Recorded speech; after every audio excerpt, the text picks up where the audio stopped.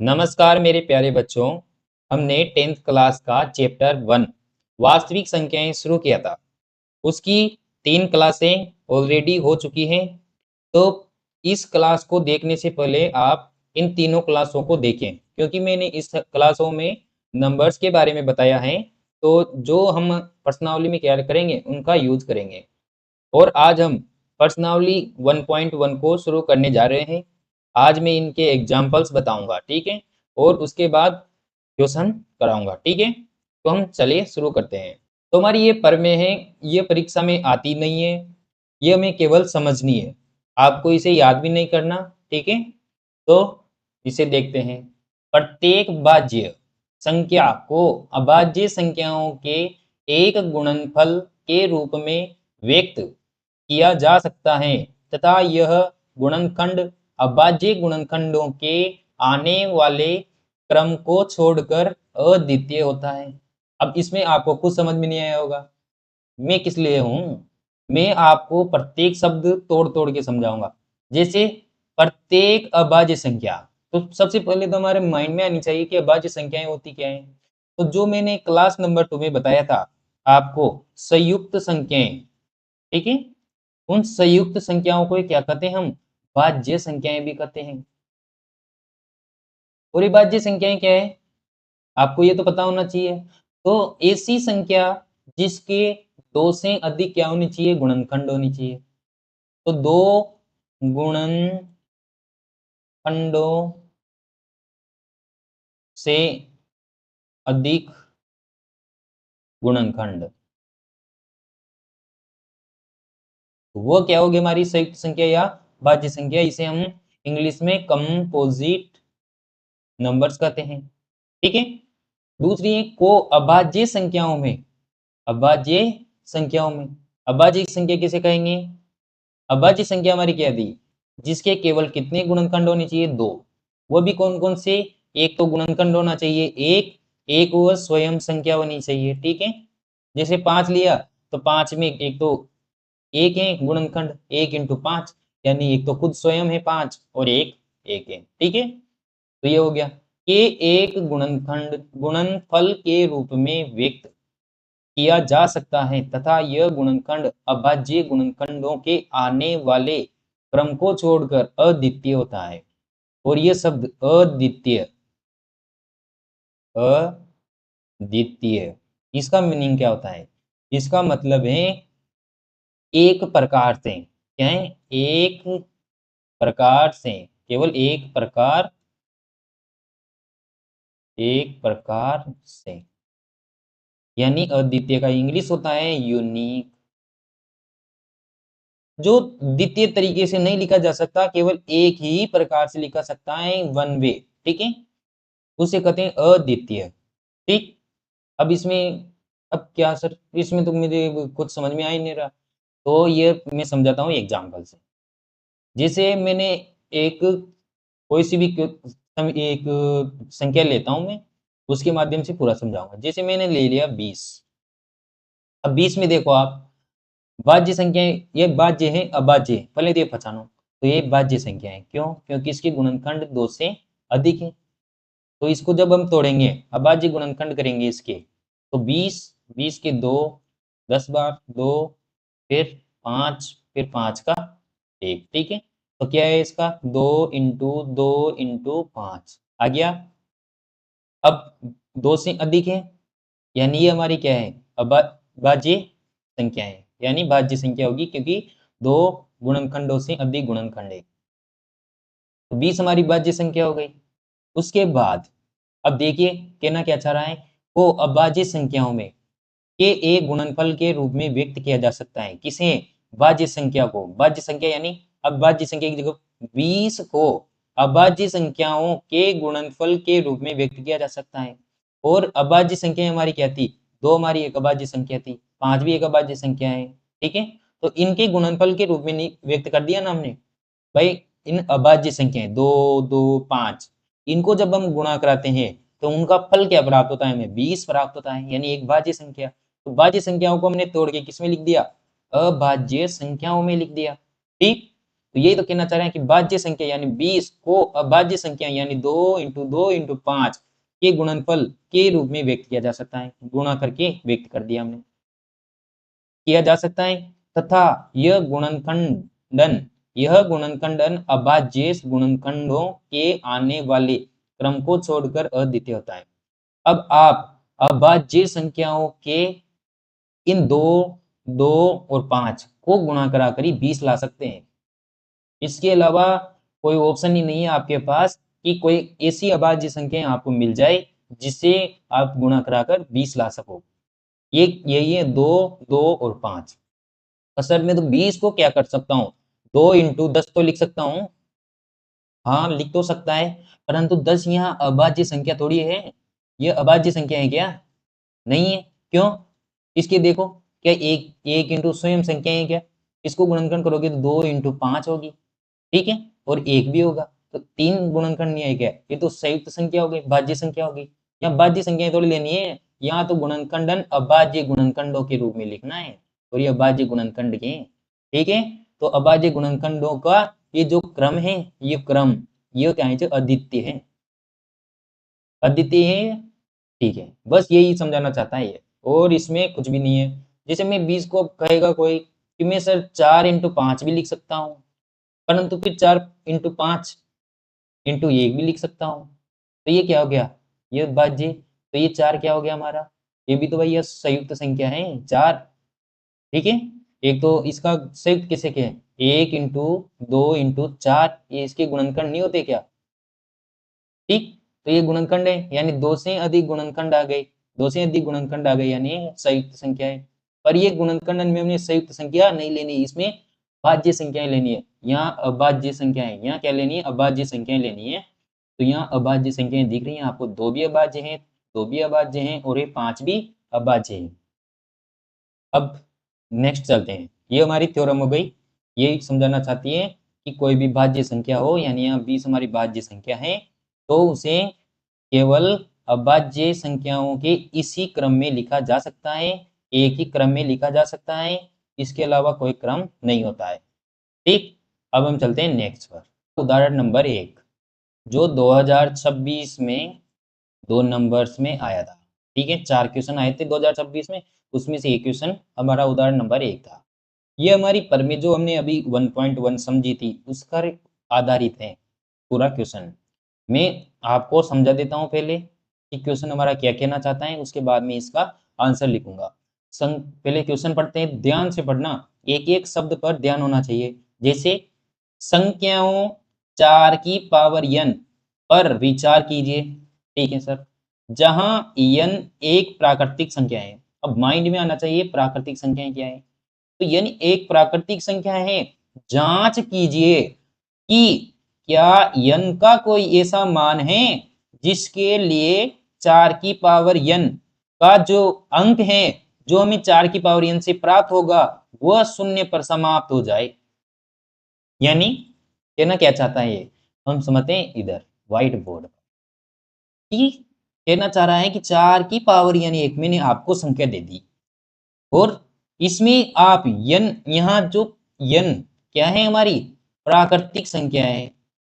तो प्राकृतिक संख्याएं क्या है, प्राकृतिक संख्याएं, 1 मिनट में समझा देता हूं। यानी मैंने ये टाइमलाइन बताई थी आपको, तो ये 0 होता है, ये माइनस वाली होती है इधर, और इधर जो प्लस वाली होती है 1 प्लस 2 प्लस 3।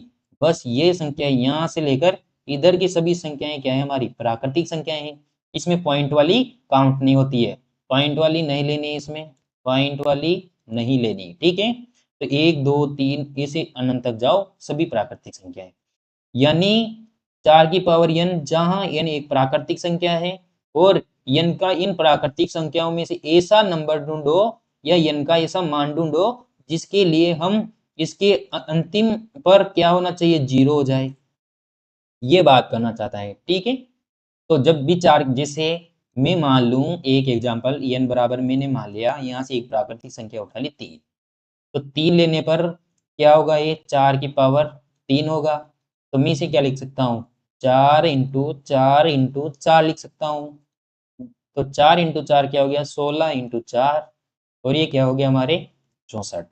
ठीक है, अब 64 हो गया, तो इसका अंतिम अंक 0 कहाँ आ रहा? 0 नहीं आ रहा, तो ये हमारे लिए 3 कोई जरूरत का काम नहीं कर रहा कि हमें तो 0 चाहिए, पर 0 आ ही नहीं रहा।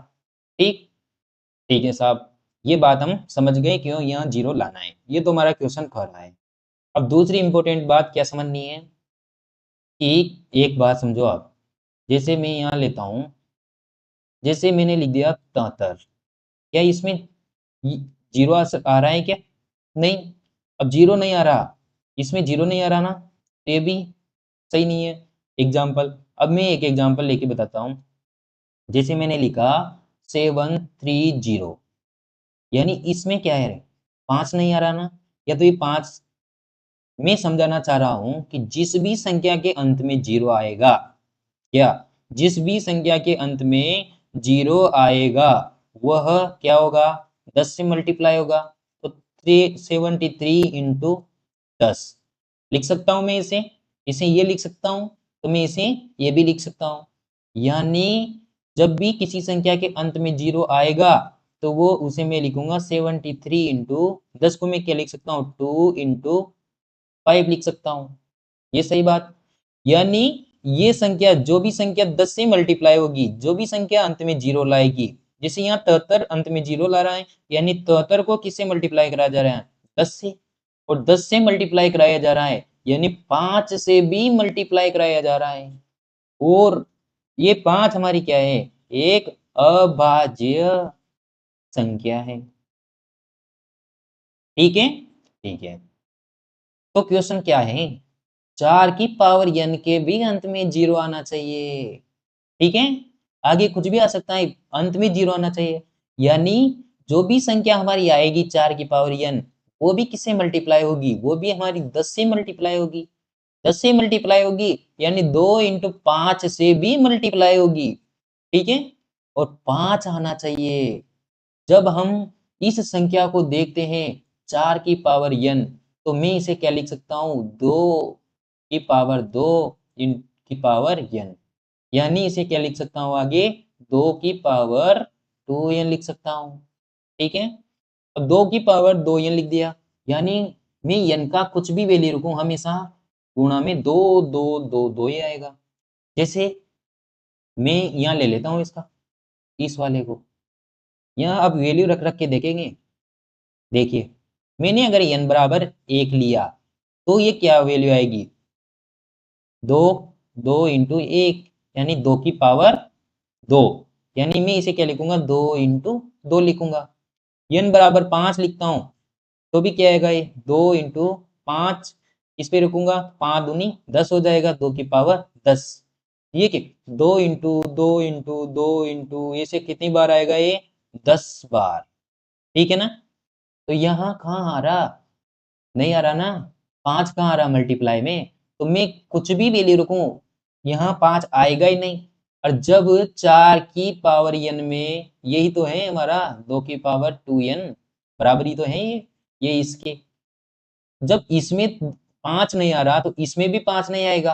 और जब तक 5 आएगा नहीं, 10 आएगा नहीं, और 10 आएगा नहीं तो अंत में 0 आएगा नहीं।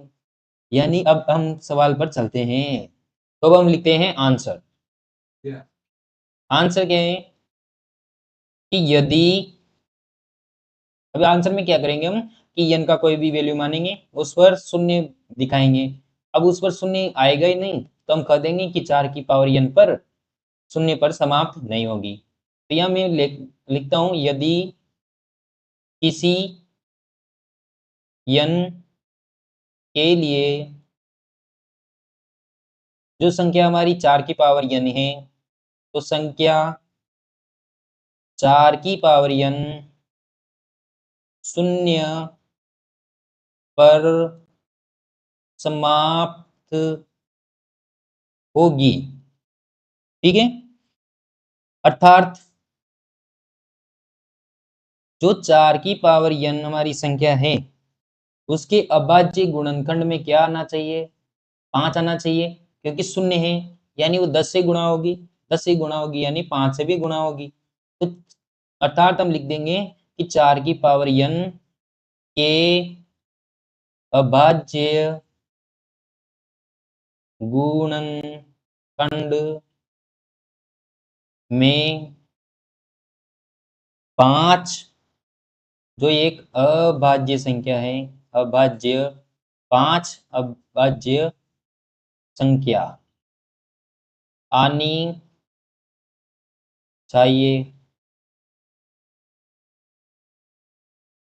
परंतु यह संभव नहीं है, क्योंकि जो 4 की पावर n यानी 2 की पावर 2n जो संख्या है वह हमेशा दो के दो के अभाज्य गुणनखंड के रूप में लिखी जाती हैं। अतः इसमें संख्या 5 नहीं आएगी। अतः प्रमेय कौन सी प्रमेय पढ़ी थी अभी मैंने? अंक गणित की आधारभूत प्रमेय। तो प्रमेय अंक गणित की आधारभूत प्रमेय के अनुसार 4 की पावर n को एक अद्वितीय अभाज्य गुणनखंड के रूप में ही लिखा जा सकता है।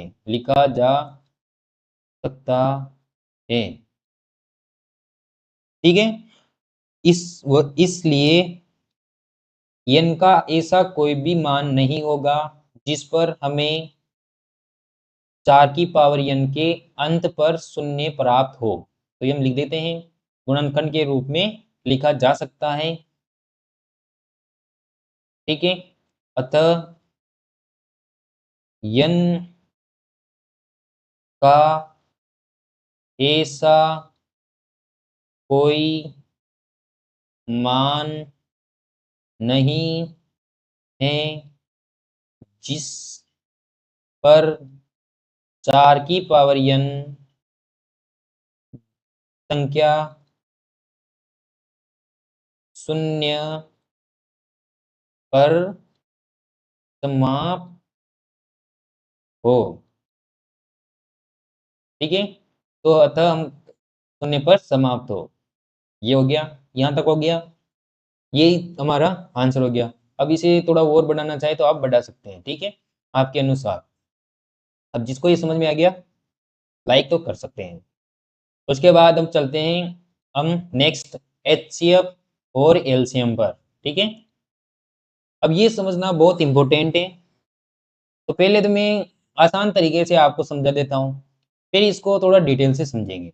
जैसे मैं यहाँ एक एग्जांपल ले लेता हूँ, कितना का, 12 और 36 का। तो सर आपको 12 और 36 का क्या निकालना है? HCF। और 12 और 36 का हमें क्या निकालना है? LCM। ये हमारी दो संख्याएं हो गई। तो ये शेप निकालने के लिए हम इसका क्या करेंगे? गुणनखंड करेंगे। तो आप ये से गुणनखंड तो जानते होंगे कि 2 का भाग देंगे 6, फिर 2 का भाग देंगे 3, फिर 3 का भाग देंगे 1, यानी 12 का गुणनखंड क्या हो गया? अभाज्य गुणनखंड। इसे कहते हैं अभाज्य गुणनखंड। ठीक है, गुणनखंड अलग है, अभाज्य गुणनखंड इसे कहते हैं अभाज्य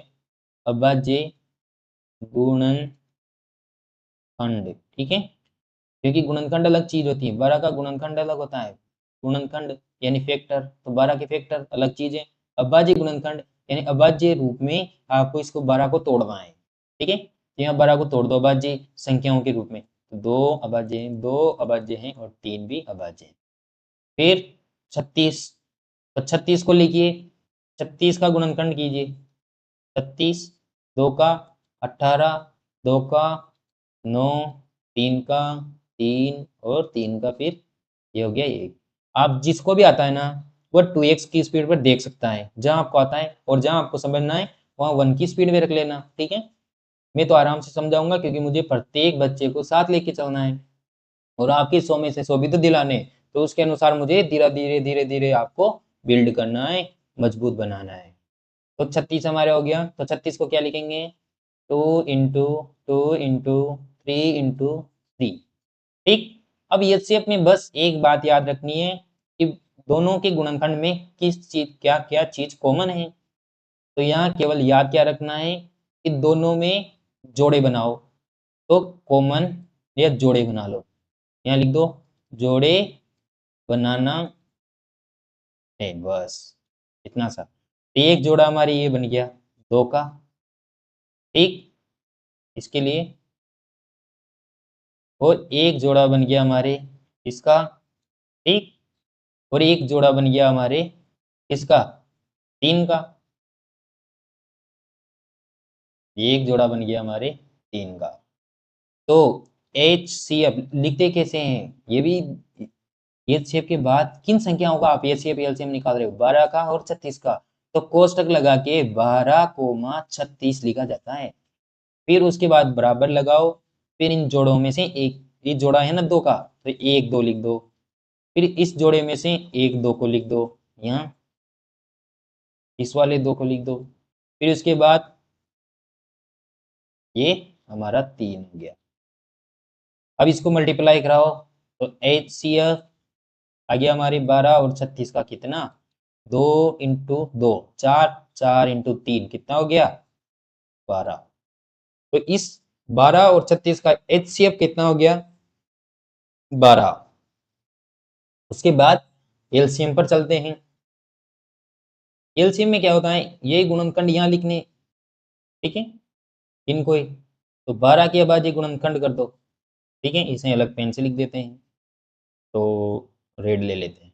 12 के गुणनखंड क्या हो गए, 2 × 2 × 3, फिर इसके बाद 36, इसके गुणनखंड कितने हो गए, बराबर होता है ये,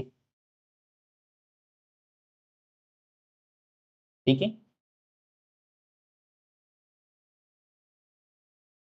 2 × 2 × 2 नहीं 3 × 3, ये हमारे 36 के गुणनखंड हो गए। अब ये शेप में क्या लिखना रहता है, ये शेप में आपको जैसे एक संख्याएं कौन कौन सी दे रखी है और ज्यादा बार किस में दे रखी है, यानी ज्यादा बार, तो प्रत्येक संख्या लेनी है परंतु जिसमें ज्यादा बार है, जिसमें ज्यादा बार हैं उसको उतनी बार लेना है, उतनी बार लेना है। अब ये ऐसे नहीं है परीक्षा में भी लिख रहे हो, ये तो मैंने याद रखने के लिए लिखा है, ये वाला और ये वाला, तो ठीक है। तो अब हमारा एलसीएम देखेंगे, एलसीएम किसका, 12 का और 36 का, तो 12,36, यानी जो भी संख्याओं के हम एलसीएम निकालेंगे, एलसीएम निकालेंगे, उनको कोष्टक में लिख देते हैं, कोष्टक।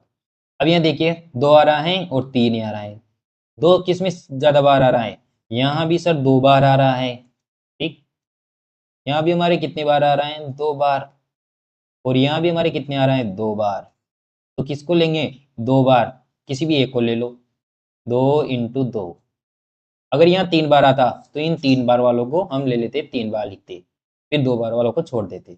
अब यहाँ 3 एक बार आ रहा है, यहाँ 3 कितनी बार आ रहा है 2 बार, तो किसको लेंगे, मैंने क्या लिख रहा है, ज्यादा बार वाले, ज्यादा बार हैं उसको उतनी बार लेना है। तो ज्यादा बार कितनी, 3 बार, कितना है 3, 2 बार, तो इसको 2 बार लेना है, एक वाले को छोड़ देना है। तो एलसीएम 12,36 क्या हो गया हमारे, इसको गुणा कराओ, 2 दूनी 4, 4 तिया 12, 12 तिया 36, तो इसका एलसीएम कितना हो गया 36। ये तो मैंने आपको बेसिक समझा दिया जो हर टीचर समझाएगा, परंतु इसके पीछे का कॉन्सेप्ट क्या है, क्यों हम केवल जोड़े बनाकर यहाँ लेते हैं और हमारा एलसी एचसीएफ हमेशा इन संख्याओं में छोटा क्यों आता है और इन संख्याओं में बड़ा क्यों आता है। और इसकी हिंदी भी लिख लो, बहुत सी बार हिंदी भी आ जाती है और हिंदी में फिर बच्चे मर जाते हैं। इसको कहते हैं महत्तम, महत्तम समापवर्ती, समापवर्त। इसे कहते हैं हम लघुत्तम समापवर्त। इसे याद रखो, लघु यानी छोटा, यल आ रहा है ना, ल से क्या बनेगा यल, और एलसीएम में भी यल, ठीक है, इसे याद रखना। तो अब देखते हैं हम इसे फिर से समझते हैं एचसीएफ और एलसीएम को, क्योंकि एचसीएफ एलसीएम के पीछे क्या है, पीछे का कॉन्सेप्ट क्या है, एलसीएम, ठीक है। तो भाई साहब अब जब इसे आप खोलोगे पूरा तो क्या बनेगा, जैसे इसका फुल नेम क्या है, इसका फुल नेम है हाईएस्ट, सी का मतलब है कॉमन, एफ का मतलब है फैक्टर। अभी आपको क्लास नंबर 2 का पता चलेगा कि क्या है हमारी 2 क्लास नंबर, क्यों मैंने इतनी 3 क्लासें ली है एलसीएम एलसीएम के लिए, एचसीएफ के लिए, वरना मैं खत्म करने में तो इसे बहुत जल्दी कर देता, परंतु अभी आपको पता चलेगा। एलसीएम यानी लीस्ट कॉमन मल्टीपल, मल्टीपल लिखो ना यार, मल्टीपल, ठीक है। फैक्टर यानी गुणनखंड, मल्टीपल यानी गुणज। पता चल गया आपको मैंने क्यों गुणनखंड और गुणज पढ़ाया था, शायद ये क्लास नंबर 1 में खड़ेगा, 2 में नहीं है, क्लास नंबर 1 में है, वहां से जाकर देखना आप पहले कि गुणनखंड क्या है और गुणज क्या है।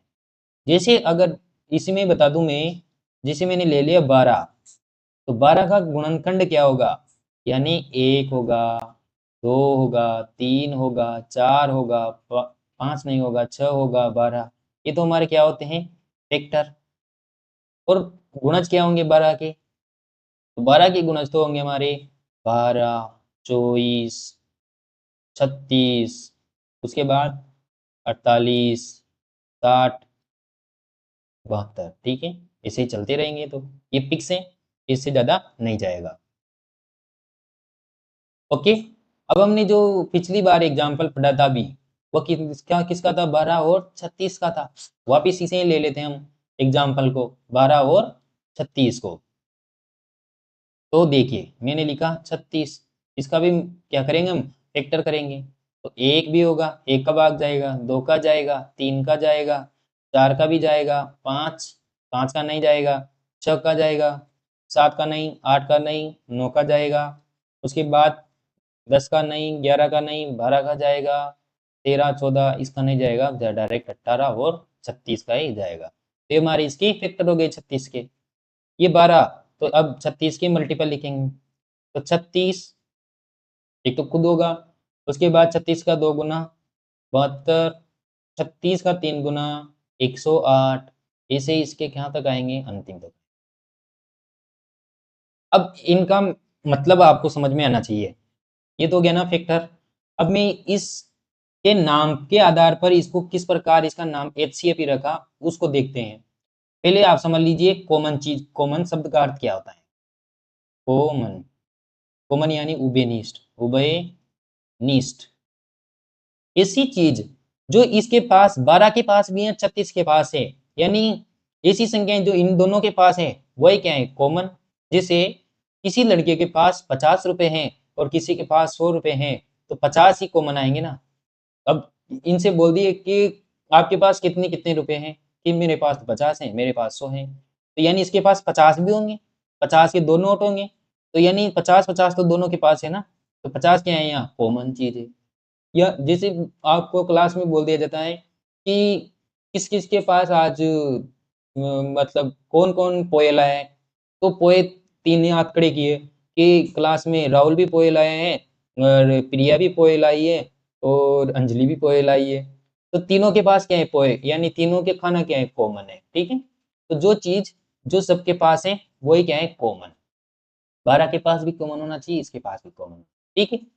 अब देखिए फैक्टर, अब नाम पे चलते हैं। फैक्टर यानी ये इनमें, ठीक है?